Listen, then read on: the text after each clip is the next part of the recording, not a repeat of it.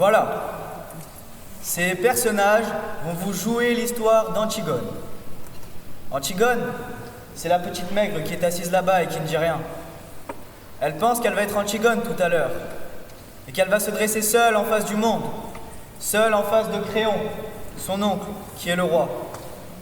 Elle pense qu'elle va mourir, qu'elle est jeune, et qu'elle aussi, elle aurait bien aimé vivre. Mais il n'y a rien à faire. Elle s'appelle Antigone, et il va falloir qu'elle joue son rôle jusqu'au bout. Elle sent qu'elle s'éloigne à une vitesse vertigineuse de sa sœur, la blonde, la belle, l'heureuse Ismène, qui bavarderait avec un jeune homme là. Lui, c'est Aimon, le fils de Créon. Il est le fiancé d'Antigone. Tout le portait vers Ismène, son goût de la danse et des jeux, son goût du bonheur et de la réussite, sa sensualité aussi, car Ismène est bien plus belle qu'Antigone. Et puis un soir de bal où il n'avait dansé qu'avec Ismène, il a été trouvé Antigone qui rêvait dans un coin, comme en ce moment, et il lui a demandé d'être sa femme. Personne n'a jamais compris pourquoi. Antigone a levé sans étonnement ses yeux graves sur lui et a répondu oui, avec un petit sourire triste.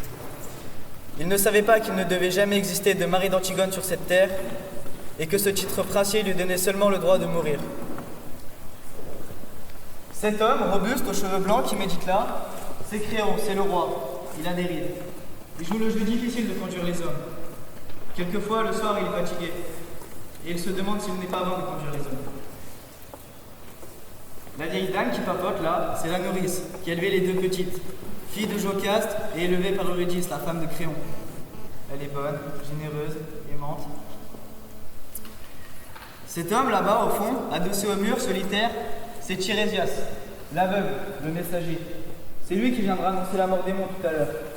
C'est pour cela qu'il n'a pas envie de bavarder, ni de se mêler des affaires des autres. Il sait déjà. Enfin, les 4 hommes rougeaux qui jouent au cartes, leur chapeau sur la nuque, ce sont les gardes. Ce ne sont pas de mauvais boubes. Ils ont des femmes, des enfants et des petits ennuis un peu comme tout le monde. Ils sentent l'ail, le cuir et le vin rouge. Et ils sont dépourvus de toute imagination. Ce sont les auxiliaires de la justice de Créon. Et maintenant que vous les connaissez tous, ils vont pouvoir vous jouer leur histoire.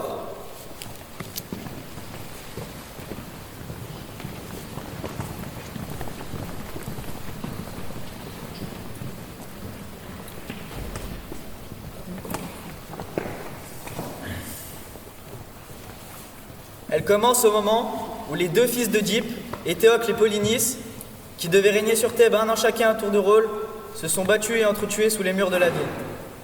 La ville est sauvée, les deux frères ennemis sont morts. Et Créon, le roi, a ordonné qu'à Éthéocle, le bon frère, serait fait d'imposantes funérailles, mais que Polynice, le vaurien, le révolté, le voyou, serait laissé sans pleurs et sans sépulture, la proie des corbeaux et des chacals. Quiconque osera lui rendre les devoirs funèbres sera impitoyablement puni de mort.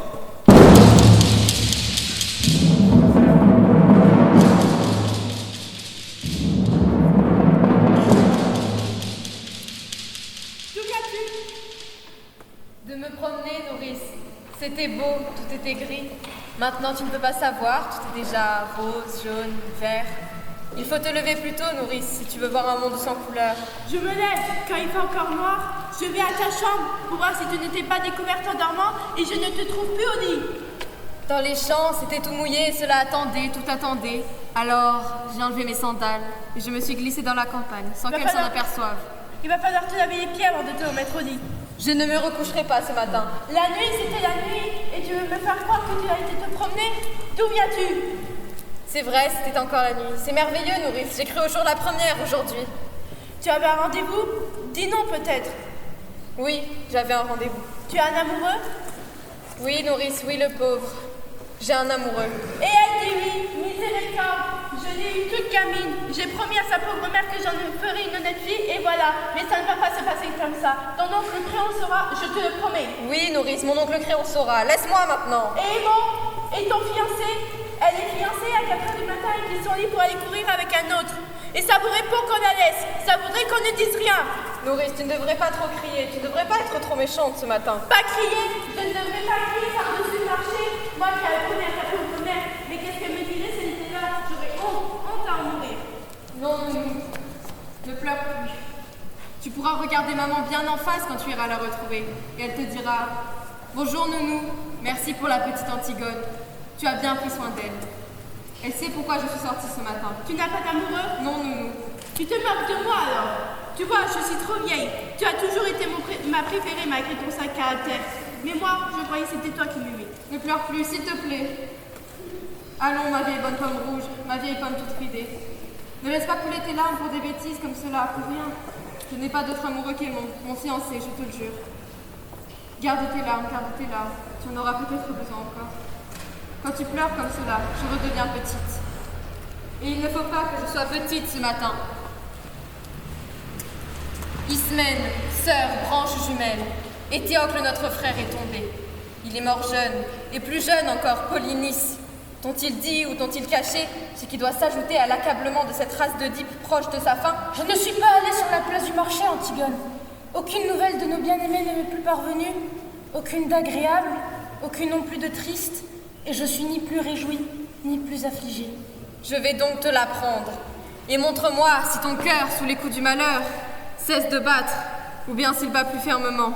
Toi qui ramasses de la poussière, tes paroles, tu les teins pour moi, semble-t-il, en rouge.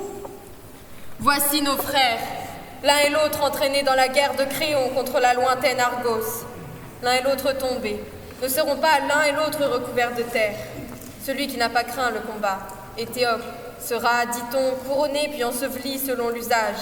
Mais l'autre, Polynice, mort d'une mort misérable, d'après ce qu'on a proclamé dans la cité. Aucune tombe ne devra abriter son corps, personne ne devra pour lui prendre le deuil, et quiconque fera quoi que ce soit contre ces mesures sera lapidé. Alors, dis-moi ce que tu comptes faire. Sœur, qu'attends-tu de moi? Que tu m'aides. Dans quelle entreprise dangereuse? Ensevelir Polynice. Lui que la cité renie? Lui que la cité trahit. Lui qui s'est révolté? Oui, mon frère et le tien. Sœur, tu seras prise et pour te justifier, tu n'auras rien. Rien d'autre que ma fidélité. Malheureuse, veux-tu dès à présent nous voir réunis sous la terre? Oublie le passé. Tu es plus jeune, tu as connu moins d'horreur. Le passé que tu veux qu'on oublie ne demeure que du passé. Pense aussi à cela. Nous sommes des femmes. Nous ne devons pas nous opposer aux hommes. J'obéis à celui qui règne. Accomplir un acte inutile n'est pas sage. Obéis à celui qui ordonne et fais ce qu'il ordonne. Moi, j'obéis à l'usage et j'enterre mon frère. Si j'en meurs, qu'en sera-t-il? Apaisé, je serai parmi ceux qui reposent en paix. J'aurai accompli l'acte sacré. Mérite-toi de l'opprobre, toi, Evie. Antigone, sauvage, subir l'opprobre est une chose amère, mais le sel des larmes lui aussi est compté. Elles ne jaillissent pas des yeux intarissablement. Je te hais. Elle est encore sur la pierre nue, cette chair, parente de ta chair, exposée aux oiseaux du vaste ciel. Et pour toi, déjà, c'est du passé. Simplement, pour me justifier, je ne suis rien de ce qu'il faudrait être. Je suis maladroite et j'ai peur pour toi. Ne me donne pas de conseils, occupe-toi de ta propre vie. Laisse-moi faire ce qui au moins doit être fait. Laisse-moi honorer celui des miens qu'on a traité ignominieusement. Je supporte la souffrance. Assez, je l'espère, pour pouvoir mourir d'une mort affreuse. Va, emporte ta poussière, pourtant sache-le. Tes paroles sont folles, mais pleines de la tendresse que tu as pour ceux que tu aimes. Pardon, Aimon, pour notre dispute d'hier soir et pour tout. C'est moi qui avais tort, je te prie de me pardonner. Tu sais bien que je t'avais pardonné. Après, tu claquais la porte.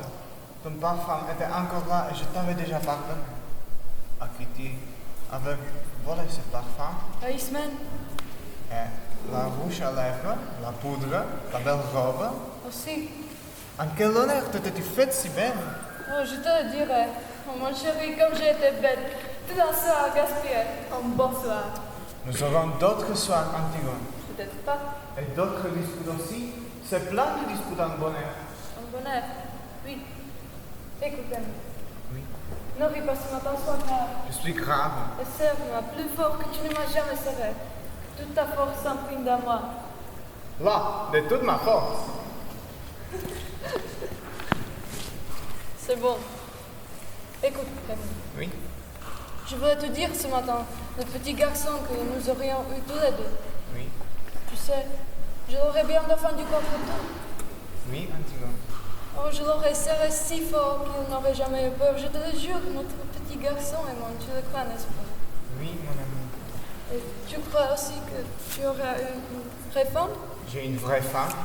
Tu m'aimes, n'est-ce pas? Tu m'aimes comme une femme, tes bras qui me serrent ne mentent pas? Je t'aime comme une femme. Je suis noire et maigre. Ismène est rose et dorée comme un fruit. Antigone. Oh, je suis tout rouge de honte. Il faut que je sache ce matin, dis la vérité.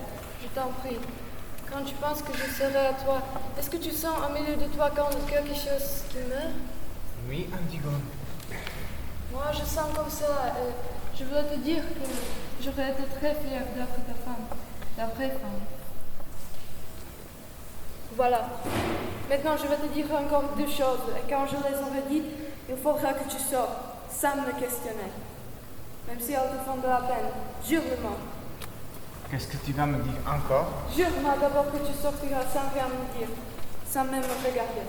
Si tu m'aimes, jure-le-moi. Tu vois comme je te demande. Jure-le-moi. S'il te plaît, c'est la dernière folie que tu auras à me passer. Je te le jure.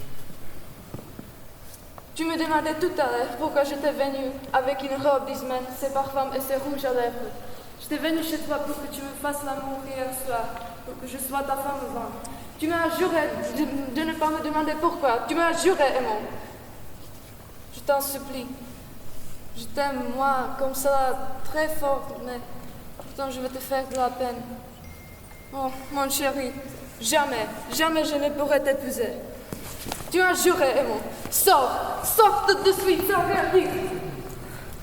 Pars vite, pars maintenant, tu seras demain, tu seras tout à l'heure.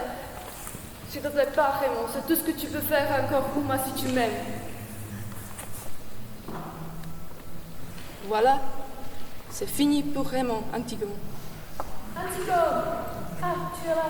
Oui, je suis là. Je ne peux pas dormir.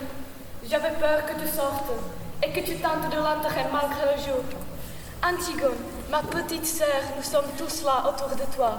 Aimons, nous et moi, et douce ta chienne, nous t'aimons, et nous sommes vivants. Nous avons besoin de toi. Polynice est mort, et il ne t'aimait pas. Il a toujours été un étranger pour nous. Un mauvais frère. Oublie-le, Antigone, comme il nous avait oubliés. Laisse son ombre dure errer éternellement sans sépulture, puisque c'est le roi de Créon. Ne tente pas ce qui est au-dessus de tes forces. Tu braves tout toujours, mais tu es toute petite, Antigone. Reste avec nous. Ne va pas là-bas cette nuit, je t'en supplie. C'est trop tard. Ce matin, quand tu m'as rencontré, j'en venais. Antigone!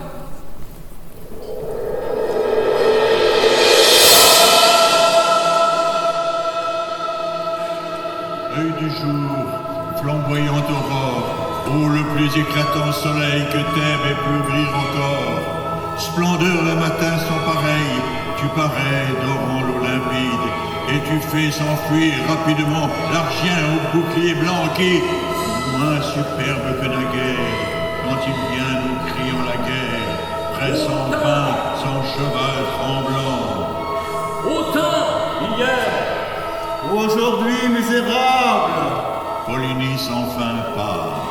Et nous ne verrons plus devant nous un pays noir, se hérisser de casque chevelu.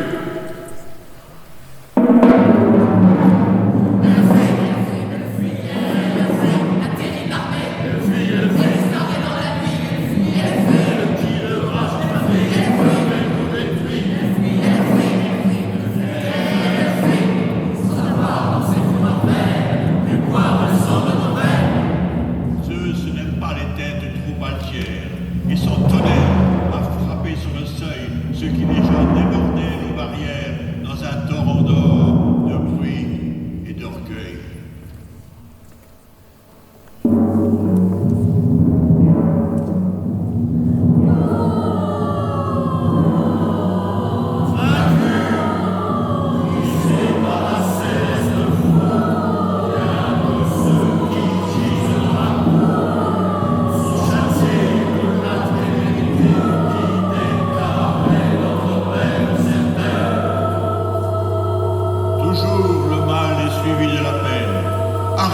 Dieu de la guerre leur a sur la sanglante arène donné le lit qu'ils avaient mérité. Mais effaçons ces images funèbres. Dans la cité dont les chars sont célèbres, rit la victoire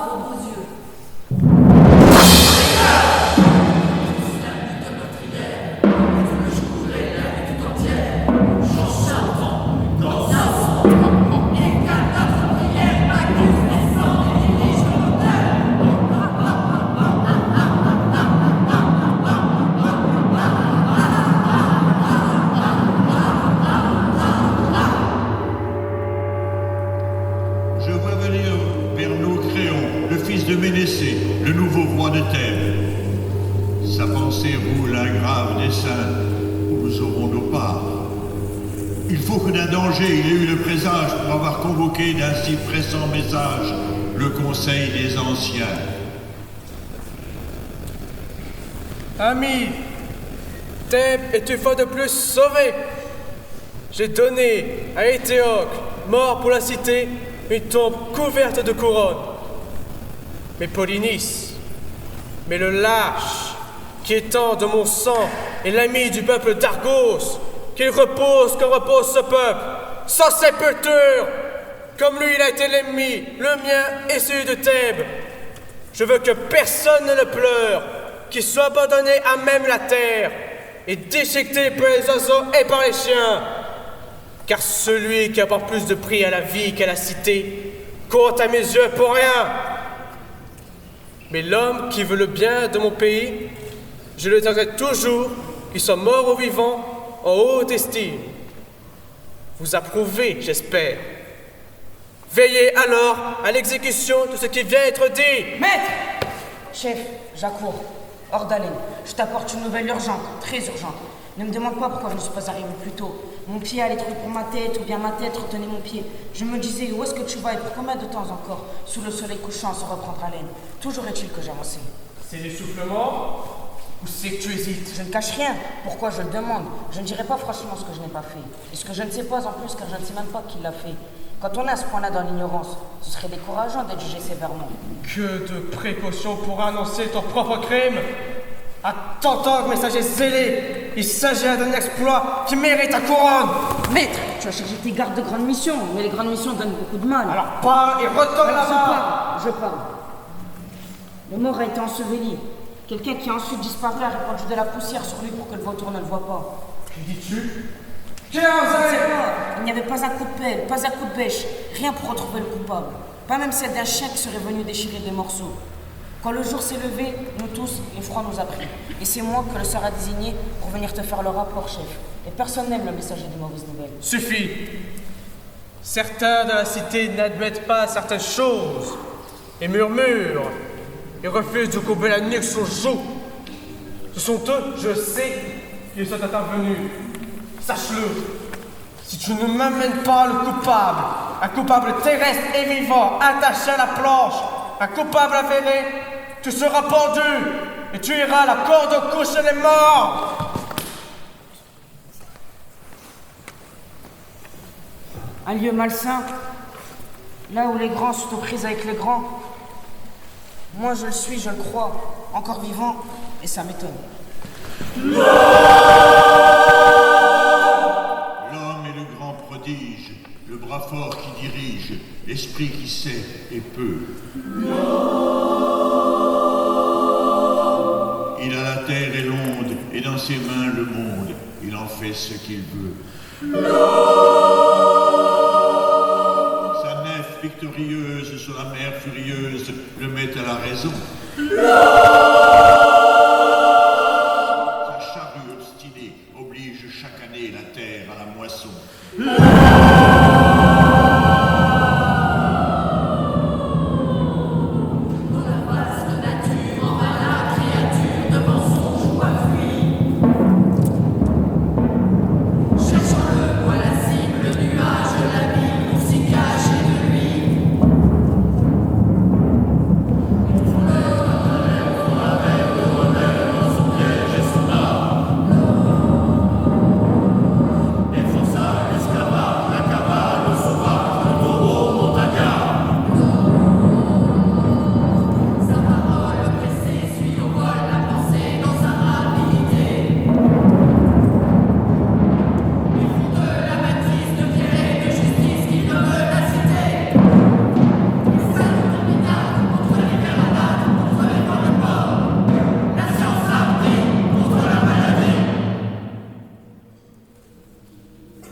Il échoue à la mort.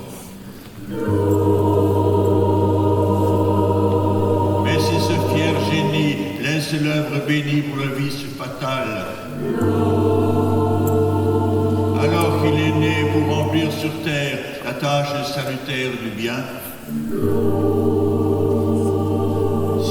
mal, s'il manque à la loi juste de la patrie auguste. Mais disons ce vainqueur, Et si grand qu'il puisse être, bannissons ce qu'il-même du foyer et du cœur. en croirais-je mes yeux? Oui, c'est bien Antigone. Ô malheureux enfant d'un père malheureux, le front tranquille et fier, quoique ton cœur frissonne. Serais-tu sous le coup de l'édit rigoureux? As-tu bravé celui qui jamais ne pardonne? Allez, pas d'histoire, vous vous expliquerez devant le chef. Moi, je ne connais que la consigne. Ce que vous aviez à faire là, je ne veux pas le savoir. Tout le monde a des excuses, tout le monde a quelque chose à objecter. S'il fallait écouter les gens, s'il fallait essayer de comprendre, on serait propre. Allez, tenez là vous autres, pas d'histoire. Moi, ce qu'elle a à dire, je ne veux pas le savoir. Dis-leur de me lâcher, avec leur salement, ils me font mal. Leur salement? Vous pourriez être polie, mademoiselle. Moi, je suis polie. Dis-leur de me lâcher. Je suis la fille d'Oedipe. Je suis Antigone. Je ne me sauverai pas. La fille d'Oedipe, oui. Les putains qu'on ramasse à la gare de nuit. Elles disent aussi de se méfier qu'elles sont la bonne amie du préfet du police. Je veux bien mourir, mais pas qu'il me touche. Et les cadavres, dit, et la terre, ça ne te fait pas peur à toucher? Tu dis leur seulement. Regarde un peu les tiennes. On te l'avait pris cet appel. Il a fallu que tu refasses ça avec tes oncles la 12e fois. Ah, cette audace. J'ai tourné dans une seconde et déjà, elle était là à gratter comme une petite hyène et en plein jour. Et ce qu'elle se débattait, cette garce, quand je voulais le prendre, ce qu'elle voulait me sauter aux yeux, elle criait qu'il fallait qu'elle finisse. C'est une folle, oui. J'en ai arrêté une autre de folle l'autre jour. Elle montrait son cul aux gens. Dis Boudous, qu'est-ce qu'on va se payer comme festin tous les 3 pour fêter ça? On ira chez la tortue et la bande sans trucs. On a quartier libre dimanche. Si on ne mêle pas, Non, on rigole mieux entre hommes. Avec les femmes, il y a toujours des histoires, et puis les gamins qui veulent pisser. Ils vont peut-être nous donner une récompense. Ça se peut si c'est important. Un mois double, on peut refaire. si on a le mois double, je propose, au lieu d'aller sur la tortue, On va au palais arabe. Pour boire, t'es pas fou? Ils te vendent la bouteille le double au palais arabe. Pour flatter, d'accord. dis Boudou, tu te rappelles la grosse du palais? Ah, ce que t'étais sous toi ce jour-là. Si ça se trouve, on sera peut-être publiquement félicité. S'il y a une cérémonie dans la cour de la caserne, les femmes viendront aussi et les gosses. Et alors, on ira tous chez la tortue. Adieu palais arabe. Fini la rigolade. S'il vous plaît. Non, c'est bon, gardez-vous. Parce que c'est une fille. Qu'est-ce que c'est? C'est le piquet de garde, chef. On est venu avec les camarades. Qui garde le corps? On a pris la relève, chef. Je t'avais dit de la renvoyer. Je t'avais dit de ne rien dire. On n'a rien dit, chef. Mais comme on a arrêté celle-là, on a pensé qu'il fallait qu'on vienne. Et cette fois, on n'a pas tiré au sort. On a préféré venir tous les 3. Imbécile! Où t'ont-ils arrêté? Près du cadavre, chef. Qu'allais-tu faire près du cadavre de ton frère? Tu savais que j'avais interdit de l'approcher. Ce qu'elle faisait, chef, c'est pur ça comme vous l'amène. Elle grattait la terre avec ses mains. Elle était en train de le recouvrir encore une fois. C'est bien ce que tu es en train de dire, toi? Chef, vous pouvez demander aux autres. On avait dégagé le corps en nourriture, mais avec le soleil qui chauffait, comme il commençait à sentir, on s'est mis sur une petite hauteur pas loin pour être dans le vent. On se disait qu'un jour on ne risquait rien. Pourtant, on avait décidé, pour être plus sûr, qu'il y en aurait toujours un de nous 3 qui le regarderait. Mais avait dit, un truc. Et puis avec l'odeur qui montait depuis que le vent était tombé. C'est comme un coup de mesure. Je vais au camarade lui demander une chic. Et le temps, chef, le temps que je lui dise merci, je me retourne. Elle était là à gratter avec ses mains, en plein jour. Elle devait bien penser qu'on ne pouvait pas ne pas la voir. Et quand elle a vu que je lui courais dessus, Vous croyez qu'elle s'est arrêtée, qu'elle a essayé de se sauver? Peut-être? Non. Elle a continué de toutes ses forces aussi vite qu'elle pouvait, comme si elle ne voyait pas arriver. Et quand je l'ai empoignée, elle se débattait comme une diablesse. Elle voulait continuer encore. Elle me criait de la laisser, que le corps n'était pas encore tout à fait recouvert. Reconnais-tu l'avoir fait ou le nies-tu? Je reconnais l'avoir fait et ne le nie pas. Alors dis-moi encore, sans phrase, brièvement. Sais-tu ce qui a été proclamé dans toute ta cité au sujet de ce mort? Je le savais. Comment l'ignorer? C'est très clair. Tu as osé enfreindre mon décret? Quel tourment j'aurais éprouvé si j'avais laissé le mort enfant de la même mère que moi sans sépulture. Mais rien maintenant ne me tourmente.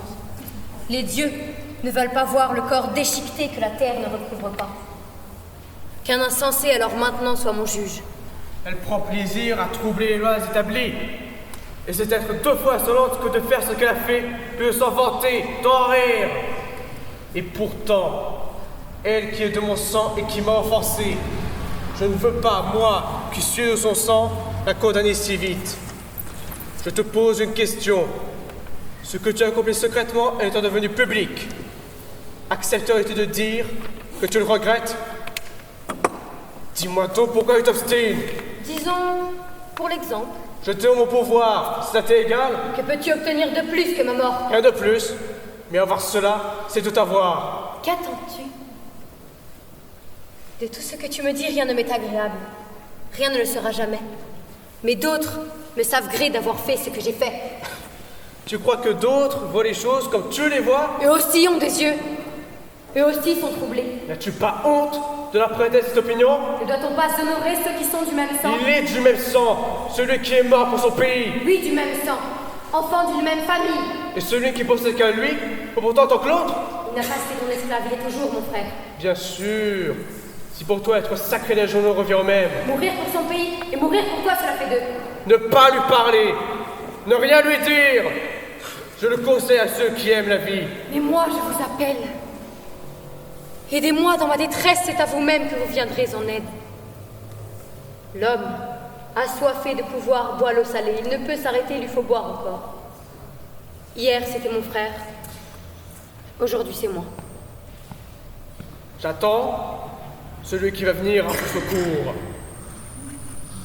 Vous acceptez? Devant lui, vous gardez le silence? Que personne ne l'oublie. Elle tient ses comptes. Ce qu'elle veut, c'est la désunion sous toi de Thèbes. Toi, qui réclames à grands traits l'union. C'est de discorde que tu vis. Je vis donc de discorde. Ici d'abord, on sait ce genre d'argos. C'est ainsi. Quand on use de violence contre les autres, c'est qu'on en use contre les siens. Il me semble que cette fille généreuse me destine au retour. Que Thèbes, désunie, devienne la proie d'une puissance étrangère. Aucune importance? Toi, la patrie t'appelle plus sa fille. Tu es rejeté, comme la pourriture qui attaque tout, qui salit tout. Qui me rejette? Ceux qui habitent notre cité sont, depuis que tu règnes, devenus moins nombreux. Et leur nombre va diminuer encore. Pourquoi reviens-tu seul? Quand tu es parti, vous étiez beaucoup. Qu'as-tu l'audace? Où sont les fils? Où les maris? Ne reviendront-ils plus? Écoutez-la mentir.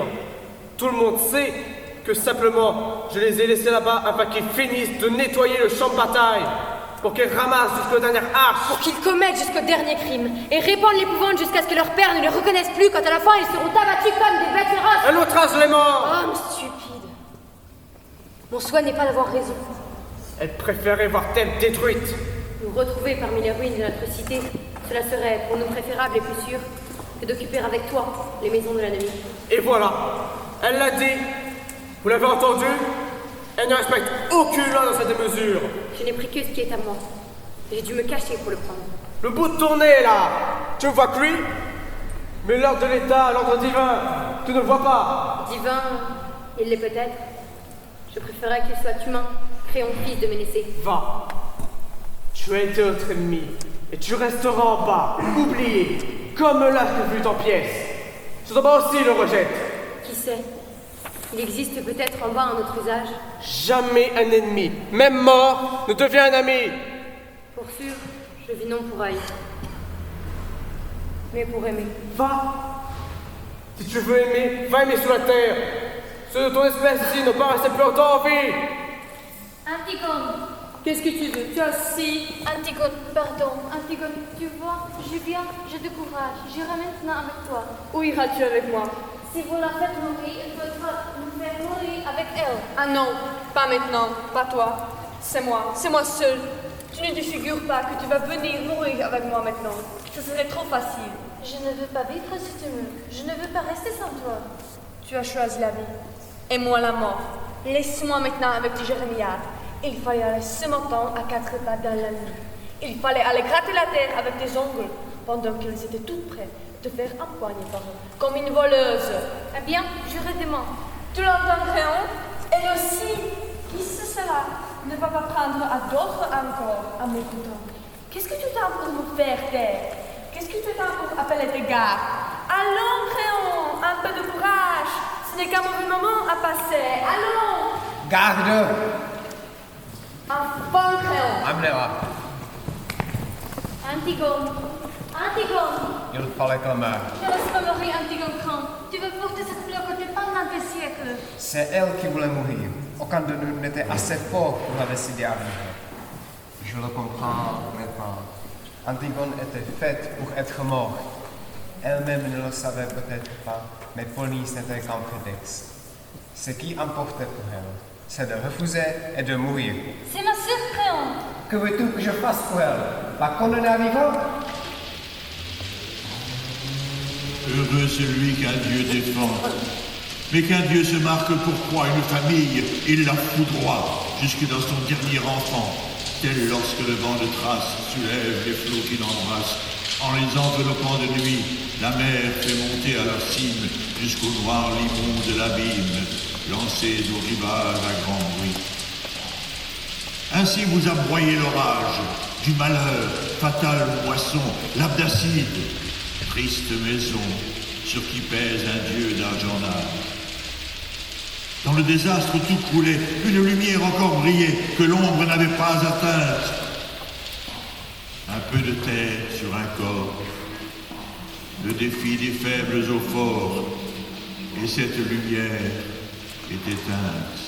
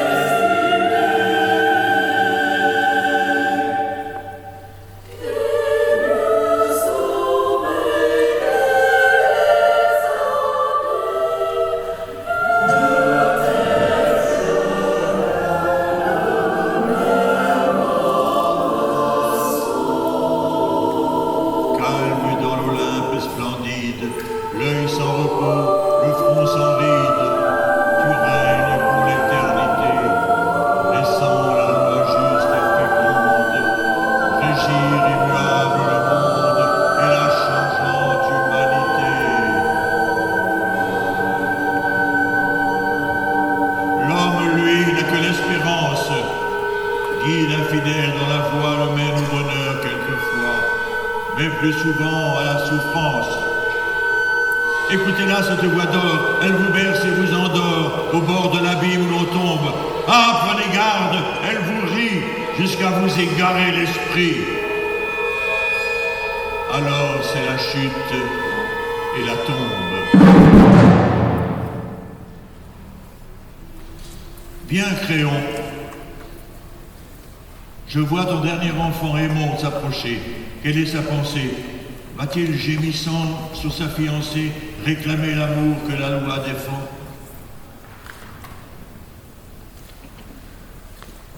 Père! Oublie-la, Aymon! Oublie-la, mon petit! Tu es fou, père! Lâche-moi! J'ai tout essayé pour la sauver, Aymon! J'ai tout essayé, je te jure! Elle ne t'aime pas! Elle aurait pu vivre! Elle a préféré sa folie et la mort! Mais père! Tu vois bien qu'il l'emmène! Père! Ne laisse pas ces hommes l'emmener! Elle a parlé maintenant. Tout elle sait ce qu'elle a fait.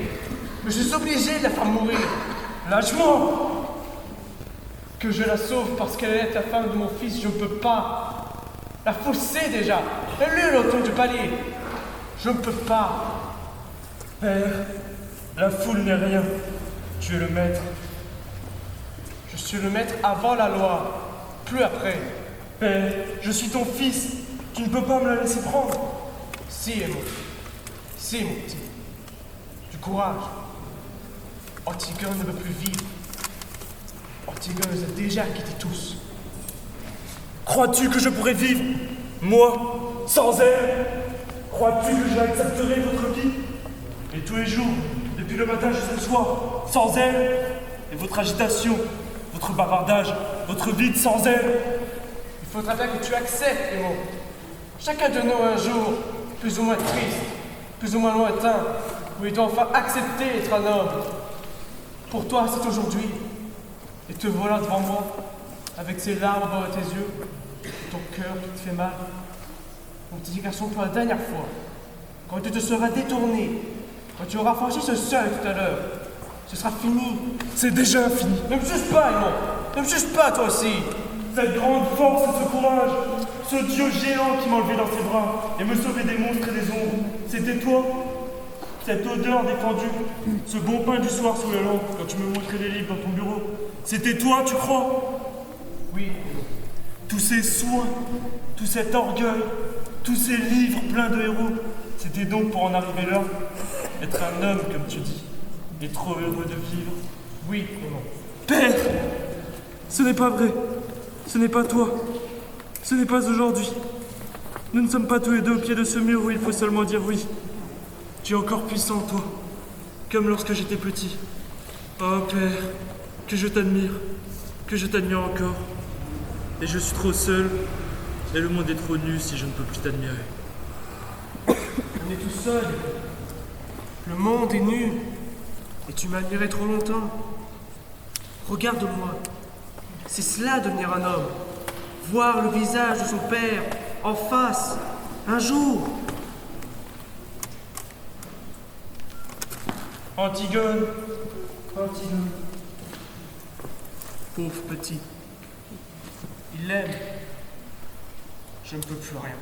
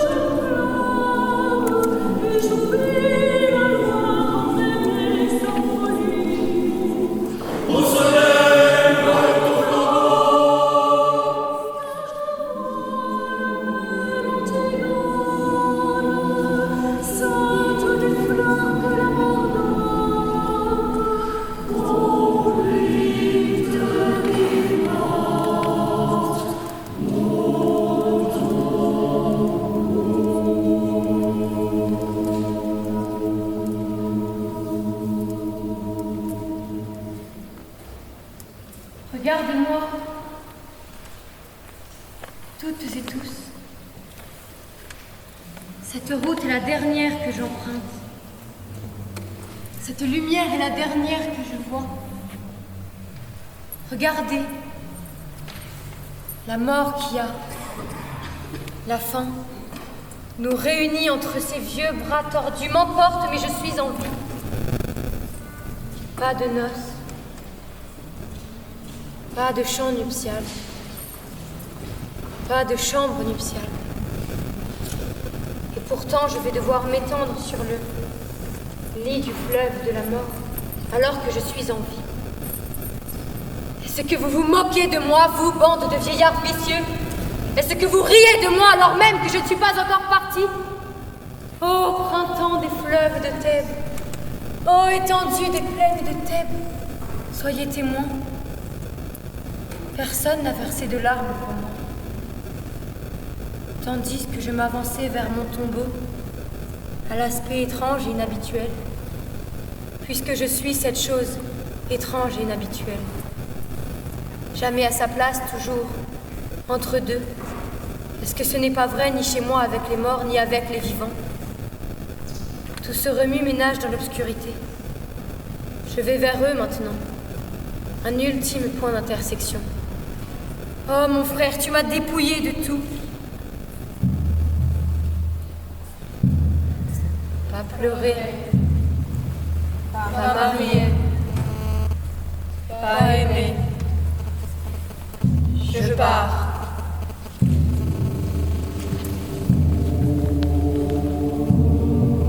Ô tombeau, ô chambre nuptiale, ô demeure sous terre pour toujours.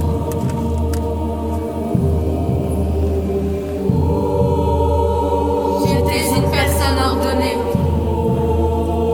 et voilà ma récompense. J'ai pris en charge vos morts, mes êtres chers. Tous et toutes, père, mère, frère, quand votre mort est survenue, vous vous demandez, est-ce que j'aurais fait la même chose pour un mari ou un enfant? Ma réponse est non. Je ne l'aurais pas fait. Un mari ou un enfant peuvent être remplacés. Mais qui peut m'engendrer un nouveau? Frère.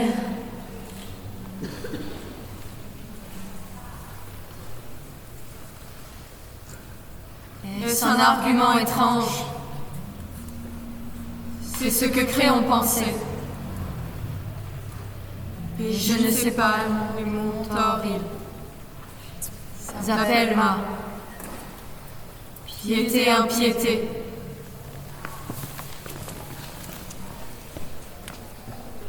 Je suis seule à moi-même. Je suis morte il y a longtemps. Qui souffre plus que moi? Je me demande qui souffre plus que moi. Le prochain mot, c'est la mort. Ô Thèbes, ô vous les dieux, ô regardez, je pars. Je suis la dernière d'une lignée de rois. J'ai été surprise en plein acte de parfaite piété.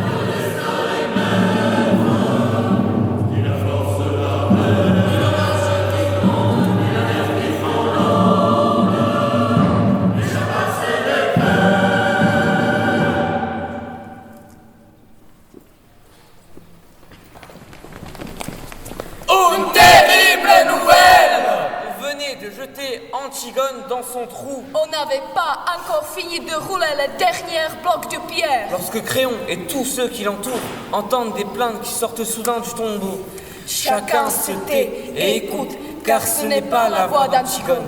C'est une plainte nouvelle qui sort des profondeurs du trou. Tous regardent Créon. Et lui qui a deviné le premier. Lui qui sait déjà, avant tous les autres, hurle soudain comme un fou. Enlevez les pierres! Enlevez les pierres! Les gardes se jettent sur les blocs entassés. Les pierres bougent enfin. Et les plumes se glissent dans l'ouverture. Antigone est au fond de la tombe, pendu au fil de sa ceinture. Des fils bleus, des fils verts, des fils rouges, qui lui font comme collier d'enfant, et aimant à genoux, qui la tient dans ses bras et gémit.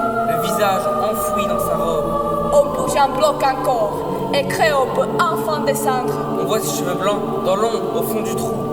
Il essaye de relever, il le supplie, et Aimon ne l'entend pas. Puis soudain, il se dresse, les yeux noirs. Et il n'a jamais ressemblé au petit garçon d'autrefois. Il regarde son père sans rien dire, une minute, et tout à coup, il lui crache au visage et il tire son épée. Aimon le regarde avec ses yeux d'enfant, lourds de mépris. Et Créon ne peut pas éviter ce regard comme la lame. Aimon regarde ce vieil homme tremblant à l'autre bout de la caverne. Et, sans rien dire, il se plonge l'épée dans le ventre et il s'étend contre Antigone, l'embrassant dans une immense flaque rouge.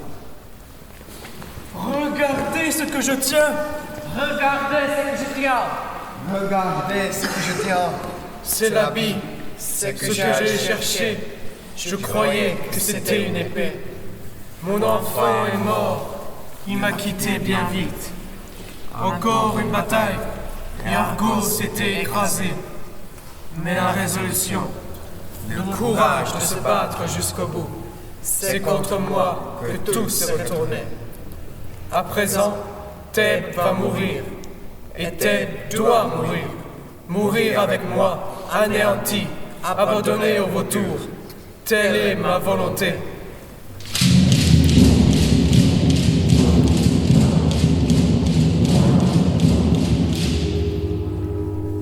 Il a fait demi-tour et s'en est allé, portant dans ses mains une étoffe, tachée de sang, tout ce qui restait de la famille de l'Abdakos. Il a marché vers la cité dont la joute était proche, mais nous le suivons encore, nous le suivons son bas. Ses bras nous est tranché, afin qu'il ne frappe plus. Ses bras, qu'un bras plus fort peut ployer et contraindre. Mais celle qui avait tout vu et tout prédit ne pouvait plus qu'être une aide pour l'ennemi. L'ennemi qui maintenant vient nous exterminer. Car le temps est court et tout est destin. Nul jamais ne peut vivre assez pour connaître des jours insoucieux, des jours légers, pour accepter même le crime et joindre à l'âge la sagesse.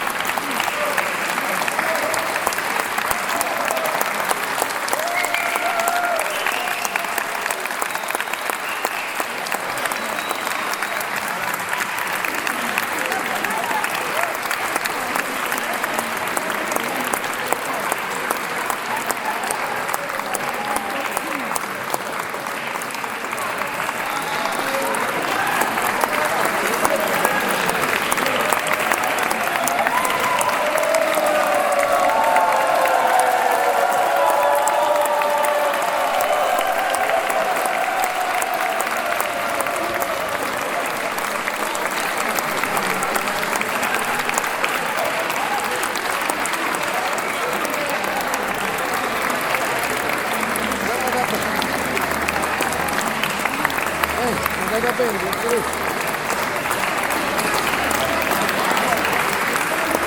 hai ragione, adesso.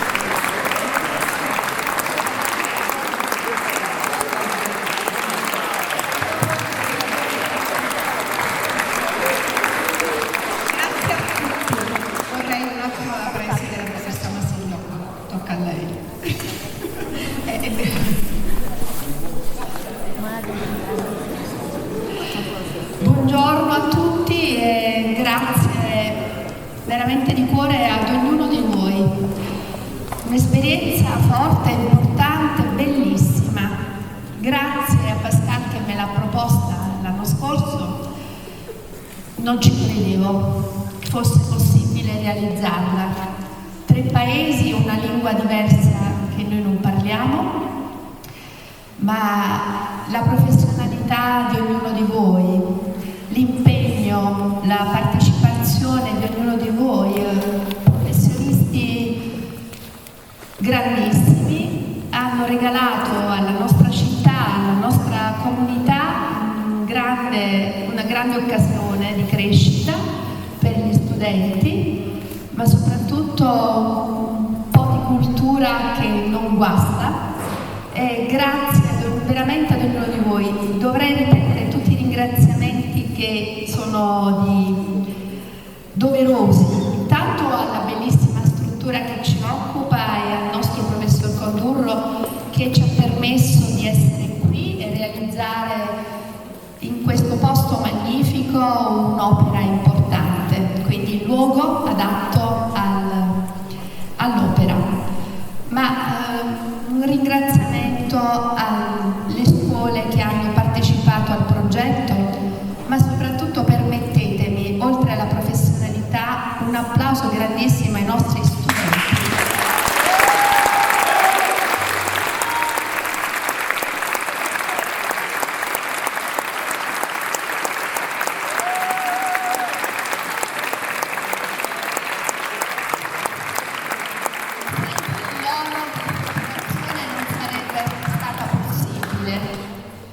Ci hanno creduto, qualche volta hanno battuto i piedi a terra, qualche volta hanno protestato perché non erano abituati, ma noi li abbiamo aiutati, li abbiamo convinti in qualche modo a provare, a sperimentare e a crescere insieme a noi, perché noi adulti siamo qui per crescere con loro, non su di loro. Quindi io chiederei a Pascal se mi aiuta nella traduzione per gli amici non italiani, in modo tale che i miei ringraziamenti possano essere estesi anche in francese. Grazie.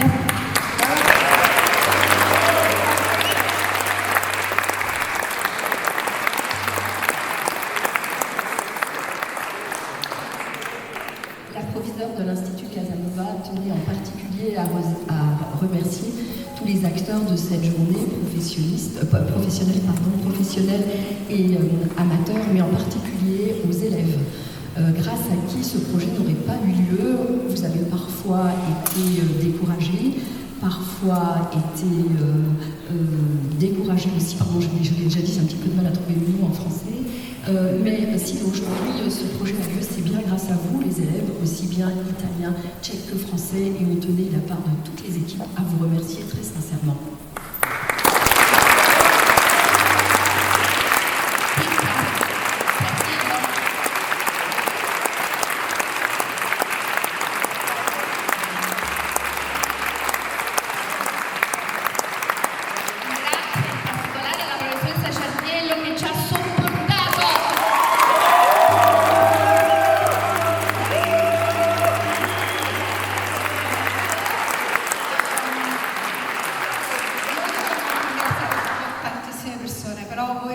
Voi siete tutte persone di scuola, quindi sapete che questo è stato possibile perché c'è stato veramente l'aiuto di tutti, cioè queste scuole hanno funzionato e hanno raggiunto questo risultato soltanto perché veramente hanno messo, ognuno ha messo il suo, tutti hanno collaborato, il professore Parrinello, senza di lui molte delle cose che abbiamo fatto non sarebbero state possibili, Peppe Coppola, la professoressa Masillo, tutti quelli che sono intervenuti oggi oggi anche che ci ha portato i ragazzi, veramente tutti, e i genitori che hanno creduto in questo progetto e che quindi ci hanno affidato i ragazzi, li abbiamo insomma sequestrati. E poi dobbiamo ringraziare i nostri colleghi del Severi, perché veramente è stata la sinergia con i francesi, con i ciechi, ma anche con le scuole del territorio, e voi sapete, veramente ognuno di noi ha messo tutto quello che poteva mettere, nell'impegno, nel tempo, nella professionalità, ed è stato bellissimo. Ora vorrei cedere la parola al collega del Severi, così che possa... Porto i saluti della nostra preside, professoressa Cavaliere. Niente, noi vi ringraziamo per l'invito, anche a Pascal, perché è stato comunque un bellissimo progetto, una bellissima esperienza anche per i nostri alunni che sono abituati a fare tutt'altro repertorio. Complimenti anche al maestro che ha scritto le musiche, non lo vedo che è saltato nel... Complimenti maestro, un ottimo lavoro, benissimo. Grazie ancora a voi per l'invito e ci rivediamo domani comunque per l'altra replica a Castellammare.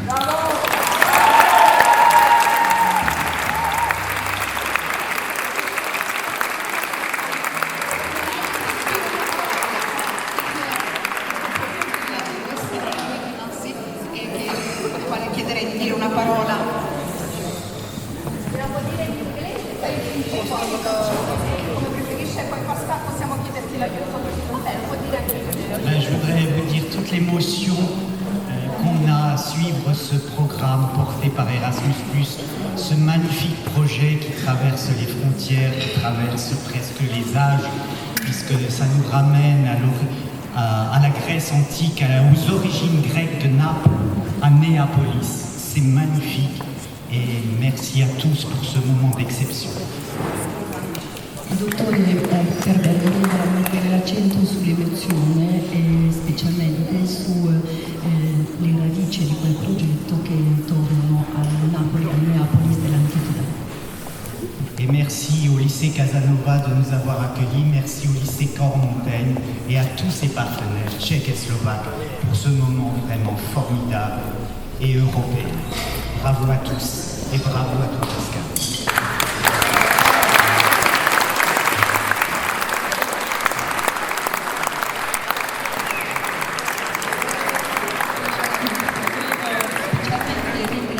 Da parte di tutti, e je voulais le dire en français, je voulais dire de la part de toutes les équipes de remercier en particulier Vincent Goethals, notre metteur en scène, qui a eu l'immense plaisir mais aussi difficulté de mettre en scène ces 4 nationalités, ces 4 lycées.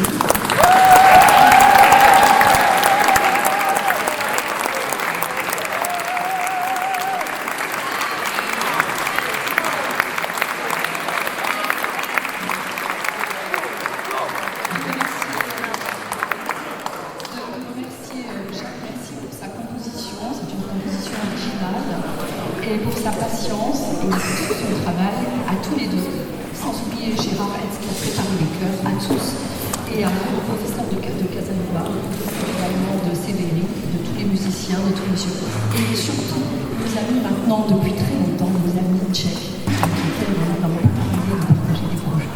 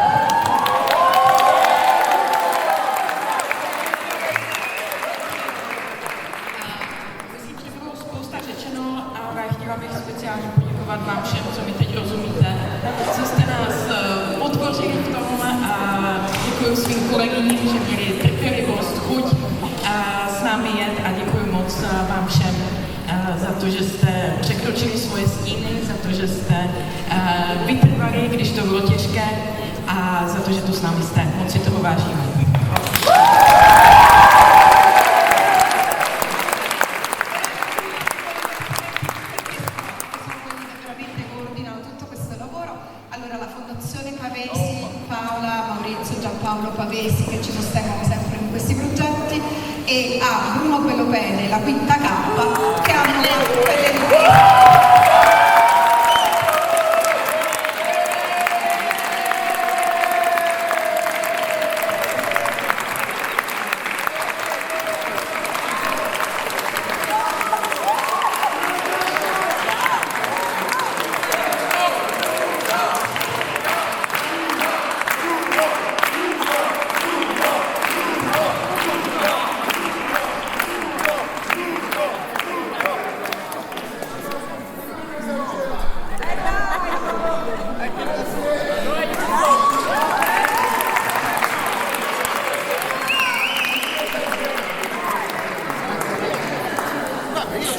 E avranno il loro video anche